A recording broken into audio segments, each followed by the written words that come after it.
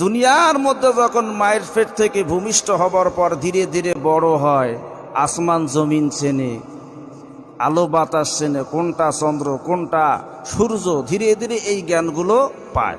আমরা কি পাইছিলাম মায়ের পেটে থাকা অবস্থায়? পাইছিলাম না।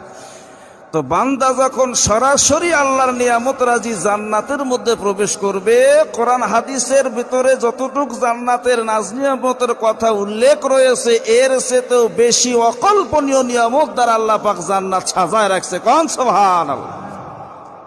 ভাইরামার,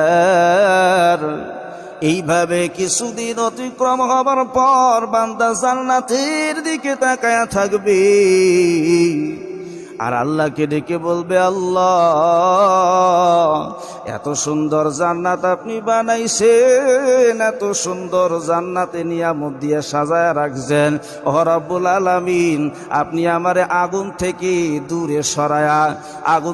দূরে সরায়া অবস্থান করার অনুমতি দিয়েছেন, এরপরে জান্নাতের পাশাপাশি থাকার অবস্থান করার অনুমতি দিয়েছেন, জান্নাত দেখার অনুমতি দিয়ে দিলেন। বড় ihsan করে, বড় মায়া করে, অনুগ্রহ করে এই জান্নাতের পাশাপাশি এসে জান্নাত দেখার সুযোগ করে দিলেন রব্বুল আলামিন। আর একটু দয়া করে, একটু মায়া করে এই জান্নাতে প্রবেশ করার অনুমতি দিয়ে দেন। সুবহানাল্লাহ।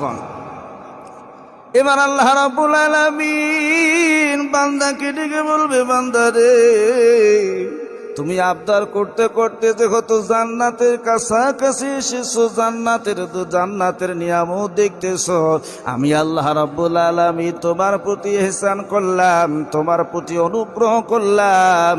বান্দারে যাও, তোমার এই জান্নাতের ভিতরে প্রবেশ করার অনুমতি দিয়ে দিলাম। সুবহানাল্লাহ। বান্দাকে এই রকম দুনিয়ার মতো 10 দুনিয়া সমান এক জান্নাত আল্লাহ দান কইরে দিবেন। আল্লাহ পাক রব্বুল আলামিন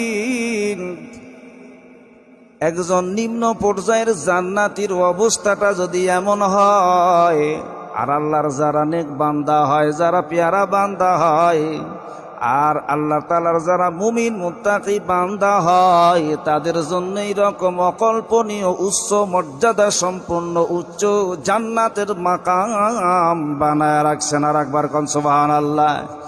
এই হাদিসটাকে বলা হয় মুসালসাল বিজিহিক।